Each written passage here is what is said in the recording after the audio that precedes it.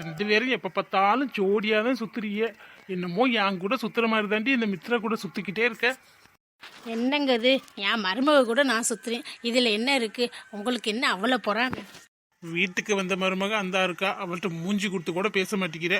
இவ ஓ மருமகளாக்கும். என்னத்த சொல்ல, உனக்கு இன்னொரு பையன் இருந்தா கூட பரவாயில்ல, கல்யாணம் பண்ணி வச்சு மருமகன் கூப்பிட்டுக்கலாம். ஒரே ஒரு பையன், அவனுக்கும் கல்யாணம் ஆயிடுச்சு. அப்புறம் எதுக்கு நீ இவ்வளோ மருமகன் கூப்பிட்டுக்கிட்டே திரியிற? அது ஏன் தான் எனக்கு ஒன்றுமே புரியல. உனக்கு மரம் இதே கலண்டுருச்சா, நட்டுலாம் லூஸ் ஆயிடுச்சா என்னன்னு தெரியல. ஹாஸ்பிட்டலில் போய் ஒரு தடவை செக்அப் பண்ணிட்டு வந்தாதான் உண்டு. பார்த்தீங்களா ஆண்டி, அங்கிள் எப்படி கலாய்க்கிறாங்கன்னு? விடுடி, அவர் நம்ம கடுப்பேற்றுறதுக்காக சொல்கிறாரு. நம்ம வெறுப்பாகணும், அப்படி ஏதாச்சும் சண்டை போடணுன்னு பார்க்குறாரு. விட்டு தள்ளு, இவரெல்லாம் ஒரு ஆளா? அதெல்லாம் ஒன்றும் இல்லை. அப்பா, உங்கள்ட்ட முக்கியமான ஒரு விஷயம் பேசணும்ப்பா. நேற்றே பேசலாம்னு சொன்னேன், நீங்கள் தான் காலைல பேசலாம்னு சொல்லிட்டீங்க. நல்ல வேலை வீட்டில் இருக்கீங்க, வெளியில் போயிட்டீங்களோ என்னமோன்னு நினச்சேன். அப்படி என்ன தம்பி என்கிட்ட முக்கியமான விஷயம் பேசணும்?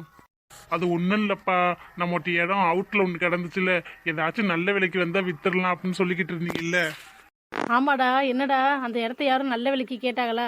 கேட்டாங்கன்னா அப்படியே தள்ளி விட்டுருங்கடா. அந்த காசை வச்சு எனக்கு ஏதாச்சும் ஒரு பட்டு புடவை வாங்கணும்டா.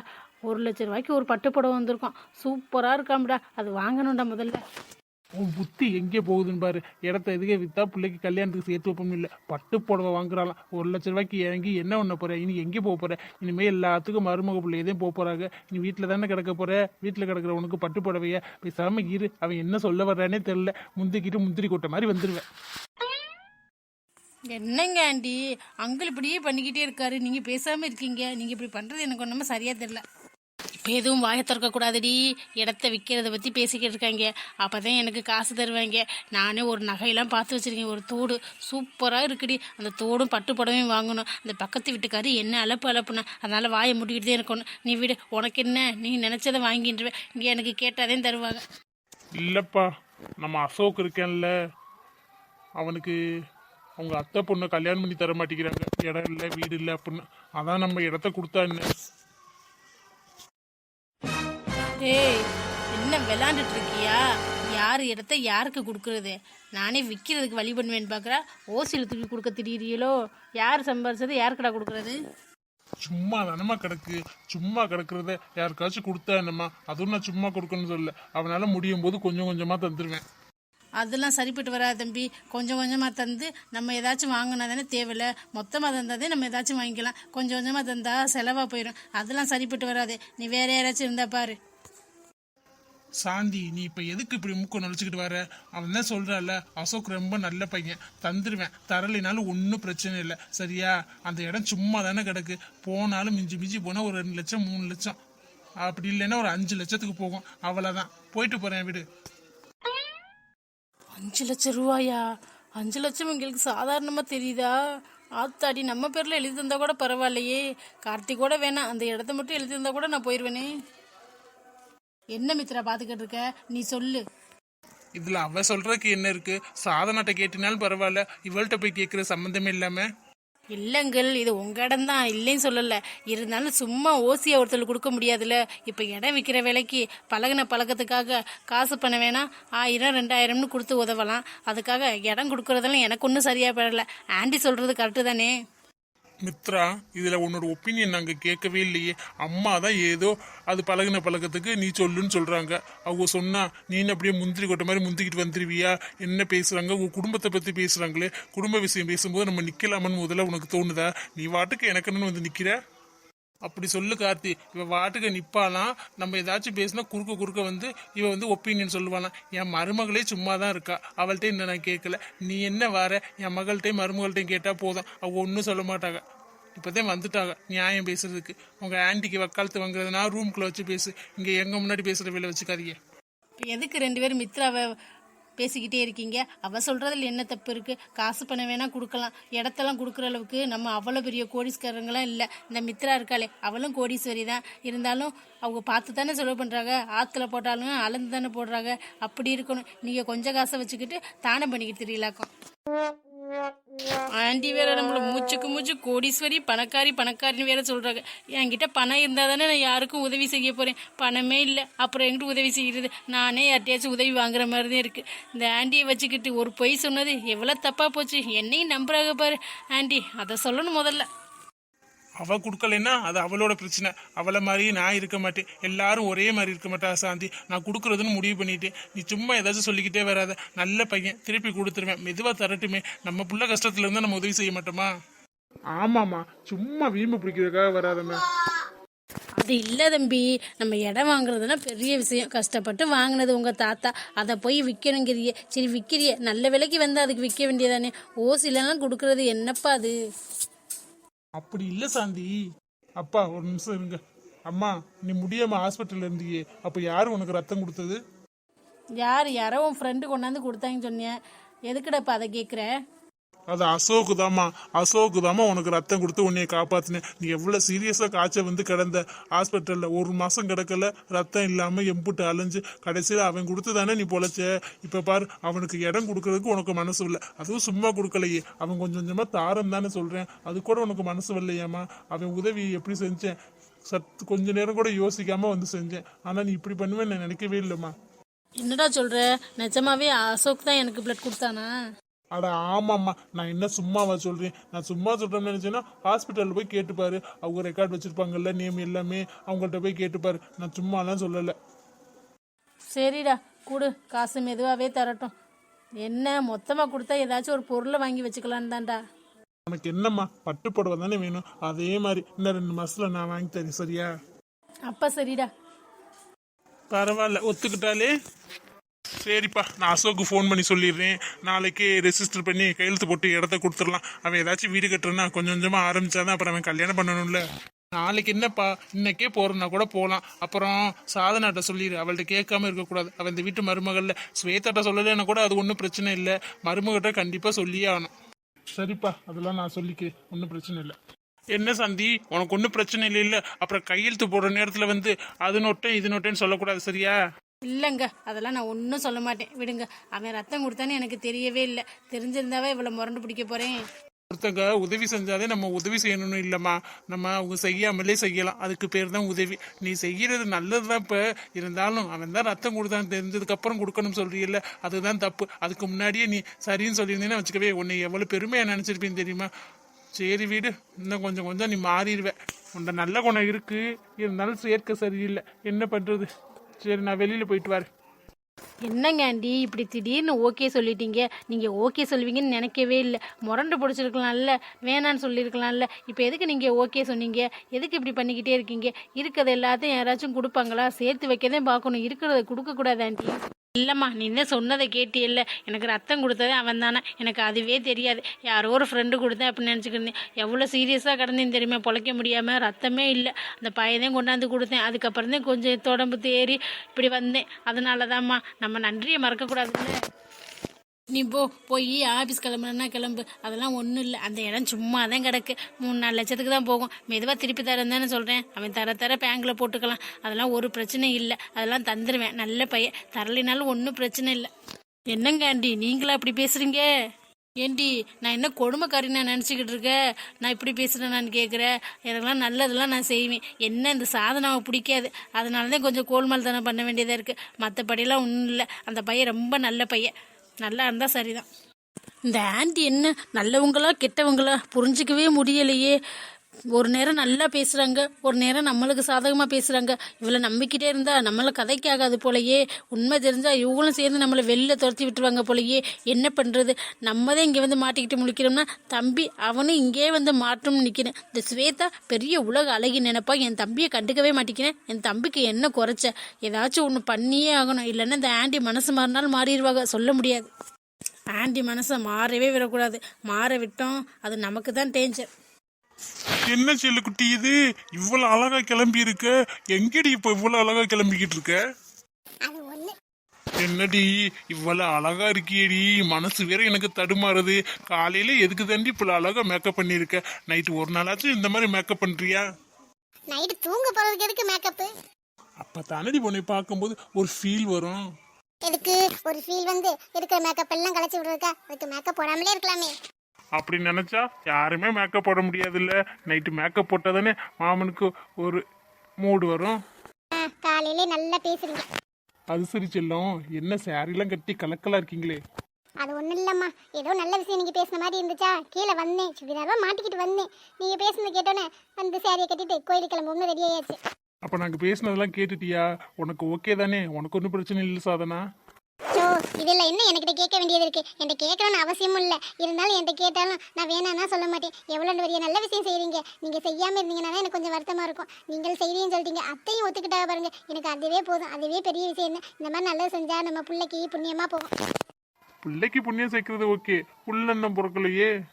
உடனே வருமாப்பா, கொஞ்ச நாள் வெயிட் பண்ணணும். அதுவும் சரிதான். இருந்தாலும் எவ்வளவு நாள் வெயிட் பண்ண வைக்க போறியோ தெரியலையே. மாமா மனசு ஏங்குது. காலையிலே ஒரு ஃபார்மில் தான் பேசுறீங்க போல. நான் கோயிலுக்கு கிளம்பியிருக்கேன், ஞாபகம் இருக்குல்ல?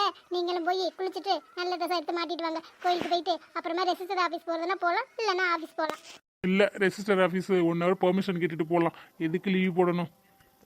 அண்ணா கிட்ட ஃபோன் பண்ணி சொல்லிட்டீங்களா? இல்லம்மா, உன்ட்ட சொல்லிட்டு போகலான்னு வந்தேன். உனக்கு ஓகே தானே? உனக்கு ஒன்றும் பிரச்சனை இல்லைல்ல? எனக்கு பிரச்சனை தான். என்னடி இவ்வளவு நேரம் பிரச்சனை இல்லைன்னு சொன்னேன், இப்போ பிரச்சனைங்கிற?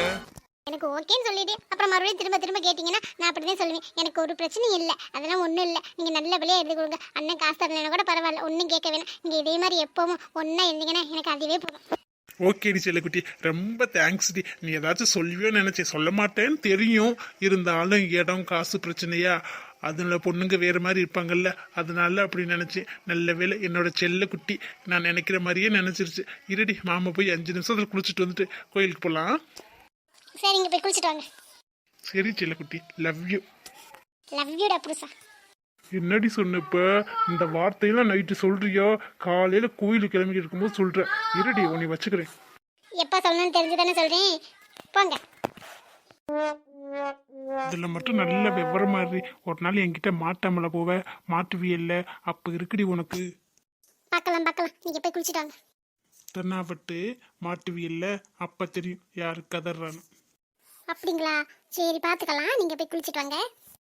என்னம்மாம்மா, எல்லாம் நல்லபடியாக முடிஞ்சிருச்சா? எல்லாம் ஓகேதா?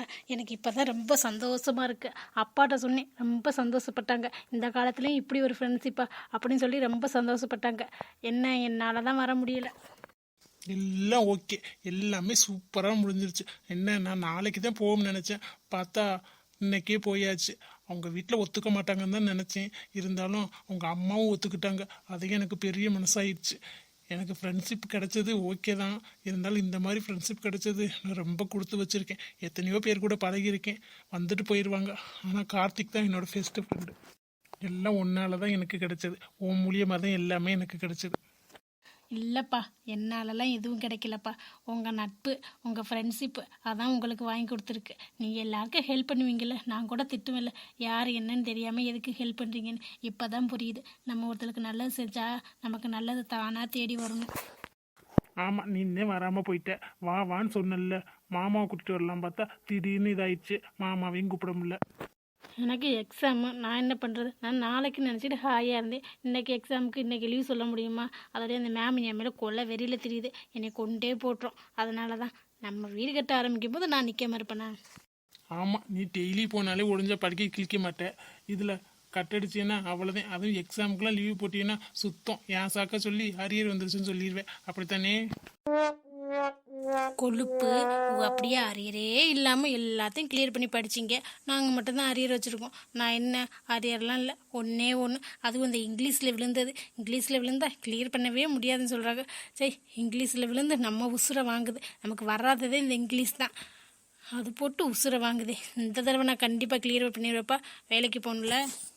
இதை ஏதான் மேடம் போன தடவைன்னு சொன்னீங்க, ஆனால் கிளியர் ஆகலை. உன் மேலே எனக்கு நம்பிக்கை இல்லைடி. உன் மேலே நம்பிக்கை இல்லை, நீ எழுதுகிற இங்கிலீஷ் எக்ஸாம் மேலே எனக்கு நம்பிக்கை இல்லை. மற்ற சப்ஜெக்ட்லாம் நல்லா மார்க் வாங்குற, இந்த இங்கிலீஷ் உனக்கு என்ன பண்ணுது? உனக்கு பேசாமல் இங்கிலீஷ் மீடியம் சேர்த்துருக்கலாம். அப்போதைக்கு காசு இல்லை, தமிழ் மீடியத்தில் சேர்த்துட்டாங்க. நீ இவ்வளோ மக்கு +3 இருக்கன்னு நினச்சி கூட பார்க்கல.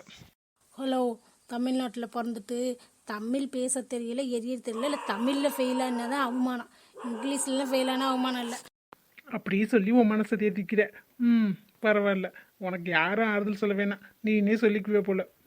நீ கிண்டல் பண்ணலன்னு தூக்கமே வராது. இன்னும் சொல்ல பண்ணுறது, அப்படியே பண்ணி பண்ணி பழகி போச்சா. 2 நாளாக உன்னை பேசாமல் இருந்ததே எனக்கு அப்படியே தள்ளையே வெடிச்சிரும் போல வந்துச்சு. அடக்கிக்கிட்டு இருந்தேன். லைஃப் ஃபுல்லாக எப்படா இவ்வளோ விட்டுட்டு இருக்க போகிறோம்னு. நல்ல வேலை, கடவுளாக பார்த்து ஒரு வழி பண்ணிட்டாரு. ஆமாம், கடவுளாக வந்து வழி பண்ணுவார். நான் தானே வழிக்கு வந்து பேசினேன். இல்லைன்னா எனக்கு என்னன்னு தானே இருந்திருப்பியே. கொஞ்ச நாள் ஃபீல் பண்ணுவீங்க, அப்புறம் இன்னொரு பொண்ணை பார்த்துட்டு போயிடுவீங்க. அப்படி தானே? என்னடி கரெக்டா சொல்லிட்டேன், எல்லாம் தெரிஞ்சு வச்சிருக்க போல. ஓ, உண்மையாகவே அந்த ஐடியாவில் தான் இருக்கீங்க. ம். ஆஹா, அவசரப்பட்டு வாயை விட்டுட்டோமோ. இன்னைக்கு ஒரு கொலை விழுகாம இருக்காதோ, தப்பிச்சுக்கிறதா நல்லது. இல்லடி செல்லம், சும்மா உன்னை வெறுப்பேற்றுறதுக்காக நீ என்ன பண்ணுறன்னு பார்க்குறக்காண்டி, உன்னோட ரியாக்ஷனை பார்க்குறக்காண்டி, உன்னோட கோவத்தை பார்க்குறக்காண்டி சும்மா சொன்னேன்டி. மனுஷனை எதுவும் பண்ணிவிடாது. ஏற்கனவே நொந்துள் நூடுல்ஸ் ஆகி இப்போத்தையும் கொஞ்சம் நல்லா இருக்கேன். மறுபடியும் ஹோமா ஸ்டேஜுக்கு அனுப்பிச்சிடாதடி. இப்போல்லாம் நல்லா தான் பேசுகிறீங்க. இருந்தாலும் உங்கள் வாயில் சனி உட்காந்துருக்கே. என்ன பண்ணுறது? சனி உட்காந்துக்கிட்டு டான்ஸ் ஆடுது, பரதநாட்டியம் வேட ஆடுது. சரிடி, விட்டுடி, உனக்கு தான் பழகி போச்சுல. சரி, என்ன விஷயம் வாங்கன்னு சொன்னேன், நீ அதை சொல்லாமல் என்னென்னமோ பேசுகிற. அது ஒன்றும் இல்லைப்பா, அம்மா பார்க்குற வேலை இருக்கே. 2 நாளாக நான் அழுதுகிட்டே இருந்தேன்னா, அதுவும் மூஞ்சி தூக்கி வச்சுக்கிட்டு உட்காந்துச்சு. இப்போ நான் மறுபடியும் சிரிக்க ஆரம்பித்ததும், பொண்ணு இப்போ சந்தோஷமாயிட்டா, எல்லாம் அவளுக்கு ஓகே தான் போல் அப்படின்னு சொல்லி நிச்சயதார்த்தத்துக்கு ரெடி பண்ணிடுச்சு. என்னடி அத்தை இவ்வளோ பாஸ்ட்டாக இருக்காங்க. நம்ம ஒரு கணக்கு போட்டால் உங்கள் அம்மா ஒரு கணக்கு போட்டுருவாங்க போலயே. இப்போ என்ன பண்ணுறது? என்ன பண்ணுறது? மேக்கப் பண்ணி ரெடியாக வேண்டியதான். அதான் உங்களை கூப்பிடலான்னு வந்தேன். ஓ, அப்படிங்களா மேடம்? சரிங்க மேடம், டைம்லாம் கரெக்டாக சொல்லிடுங்க, நான் வந்துடுறேன். வீட்லையா, கோயில்லையா, இல்லை மண்டபத்துலையா? நீங்கள் வசதியான இடத்துக்கு போக போகிறீங்க, மண்டபத்தில் வைப்பீங்க, சொல்ல முடியாது. மாமா இருந்தாலும் உனக்கு கொழுப்பு அதிகம்தான். இல்லை செல்லக்குட்டி, நிச்சயமாக தான் சொல்கிறேன். மண்டபத்தில் வச்சிங்கன்னா நான் வரணும்ல, முன்னாடியே சொன்னாதானே. இல்லைன்னா நான் வந்து வீட்டில் வந்து பார்த்துட்டு அப்புறம் கோயிலில் வந்து பார்த்துட்டு அதுக்கப்புறம் மண்டபத்துக்கு வர வேண்டியதாக இருக்கும். இதுவே நீ முன்னமே சொல்லிட்டீங்கன்னா சீக்கிரமாக வந்து உங்களை வாழ்த்திட்டு நல்லா சாப்பாடு போடுவீங்க. சாப்பிட்டுட்டு நான் வாட்டுக்கு வந்துடுவேன். அப்புறம் கல்யாணத்துக்கு தான் வர வேண்டியிருக்கும். என்னடி அப்படி முறைச்சி பார்க்குற? நான் கரெக்டாக தானே சொல்கிறேன். எதுவும் தப்பாக சொன்னேன்னா? என்னமோ நான் தப்பாக சொன்ன மாதிரி நீ முறைச்சி பார்த்துக்கிட்டே இருக்க. நீ சொன்னதுக்கு தான் நான் சொன்னேன். எங்கே சொன்னாலும் தானே நான் உண்மையாக வர முடியும். டேய் மாமா, என்கிட்ட வாங்காத. நானே கடுப்பில் இருக்கேன். கடுப்பை மறைச்சிக்கிட்டு உங்ககிட்ட சிரிப்பாக பேசிக்கிட்டு இருக்கேன். என்னை ஏதாச்சும் டென்ஷன் பண்ணின்னு வச்சுக்கையேன், இடுப்பில் கத்தி சொருகி வச்சுருக்கேன். ஒரே சொருகுதேன், குடல் வெளில வந்துடும். முன்னாடி வர ரவுடி பொம்பளை மாதிரியே பேசுகிற. எங்களும் சகவாசம் எங்கிட்ட வச்சிருக்கியா ரவுடி பொம்பளைகளோட? உன் கூட வாழ்றது பெரும் ரிஸ்க்கு தான் போலையே. ரிஸ்க்கு தான், நடந்துக்கிறத பொறுத்து தான் ரிஸ்க்கு. சரியா? உன் மாமனுக்கு ரிஸ்க் இருக்கிறதெல்லாம் ரஸ்க்கு சாப்பிட்ற மாதிரி சொல்லலாம். ரொம்ப கேவலமாக இருக்கு. சரி விட்டு நமக்குள்ளே இதெல்லாம் சாதாரணம். வெளியில் போய் சொல்லிக்கிட்டு இருக்காது. இப்போ என்ன பண்ணலாம் சொல்லு. அம்மா வாயாலே வேணான்னு சொல்ல வைக்கணும். உங்களை மாப்பிள்ளையும் சொல்லணும். என்ன பண்ணலாம்? யாரு? அத்தை. அவங்க வாயால் என்னை மாப்பிள்ளைன்னு சொல்லுவாங்க. நீ வேற போடி அங்கிட்டு. சும்மா போய் இல்லாத பொல்லாதெல்லாம் நடக்காதெல்லாம் கற்பனை பண்ணிக்கிட்டு அட போடிங்கிட்டு. நீ வேற. அப்போ ஒன்றும் பிரச்சனை இல்லை, வாங்க திட்டு கல்யாணம் பண்ணிக்கலாம். அதுன்னா அவ்வளோ ஈஸியா? நீ ஆனா ஊனா சர்வ சாதாரணமாக கூப்பிடுற. அதெல்லாம் ஏகப்பட்ட பிரச்சனை இருக்குமா. அதெல்லாம் நமக்கு செட் ஆகாதுமா. அதோடையும் அதெல்லாம் பண்ணால் நமக்கு ஒன்றும் தர மாட்டாங்க. இதில் வீட்டில் சொல்லி பண்ணால் நகை நட்டு பாத்திரம் லொட்டு லொசுக்குன்னு தருவாங்க. இல்லைன்னா நம்ம காசை போட்டு வாங்கி போடணும். நம்ம இருக்க நிலைமையில இப்போ அதெல்லாம் சரி வருமா? மறுபடியும் முறைக்கிற. நான் ஒன்றும் தப்பாக சொல்லலையே, ஒரு உலகத்தில் நடக்கிறத சொன்னேன். நகை விற்கிற விலைக்கு என்னால் வாங்கி தர முடியாது. வீடு வேற கட்டணும், பாத்திரம்லாம் வாங்கி தர முடியாது. வீட்டில் பண்ணி வச்சாங்கன்னா எல்லாத்தையும் கொண்டாந்து இறக்கிடுவாங்கல்ல, அதை சொன்னேன். நாட்டு நடப்பை சொன்னேன். டே மாமா, என்னை கொலை வெறியாக்காத. நான் பாருவே இப்போ என்ன பண்ண போகிறோம்னே தெரியல. என்ன செல்லுக்குட்டி, சும்மா உன்னை கலாய்க்கலன்னு பார்த்தா சும்மா எப்போ பார்த்தாலும் டென்ஷன் ஆகிக்கிட்டே இருக்க. நீ சரியில்லைப்பா, எப்போ பார்த்தாலும் டென்ஷன் ஆகுற. உன்ட்ட கொஞ்சம் கூட விளையாட முடியல. அதானே பார்த்தேன். சீரியஸாக மட்டும் சொல்லியிருக்கணும். உங்களை சீரியஸ் ஆக்கி நேரம் ஆஸ்பத்திரிக்கு அனுப்பியிருப்பல. நான் அப்படிலாம் கேட்பேன்னா செல்லம். மாமனை பற்றி உனக்கு தெரியாதா? நான் என்ன அந்த மாதிரி ஆளா? அப்படிலாம் இல்லை, அப்படிலாம் நான் கேட்க மாட்டேன், நினைக்க கூட மாட்டேன். நல்ல வேலை நம்பிட்டா, இல்லாட்டினா அவ்வளோதே, நம்மளை பிச்சு மேய்ஞ்சிடுவா. வாயை மூடிக்கிட்டு இருக்கதா நமக்கு நல்லதுன்னு நினைக்கிறேன். கல்யாணம் ஆகிற வரைக்குமாச்சும் வாயை மூடிக்கிட்டு இருக்கணும். கல்யாணத்துக்கு அப்புறம் அடி வாங்கினா கூட ஒன்றும் தெரியாது. முன்னாடியே அடி வாங்க ஆரம்பிச்சிட்டா மானம் போயிடும். சரி வாங்க போகலாம். இப்போ என்ன பண்ணலாம், ஏதாச்சும் ஐடியா யோசிக்கிறீங்களா? இந்த மாமன் இருக்கும்போது நீ எதுக்கு கவலைப்படுற? ஐடியாலாம் நமக்கு அப்படி இப்படி வந்துக்கிட்டே இருக்கும். நீ ஒன்றும் கவலைப்படாத. நாளைக்கு தானே? எப்போ? கிழிஞ்சது இன்னும் 2 நாளில். 2 நாள் இருக்குல்ல, அதுக்குள்ளே எனக்கு ஏகப்பட்ட ஐடியா வரும். ஏதாச்சும் ஒன்று சூஸ் பண்ணிக்கலாம். சரியா? வாங்க போகலாம். இன்னும் கொஞ்சம் நேரம் இருந்தால் என் வாய் சும்மா இருக்காது, உன்ட்ட உத வாங்கிடுவேன். போயிடலாம் வாம்மா.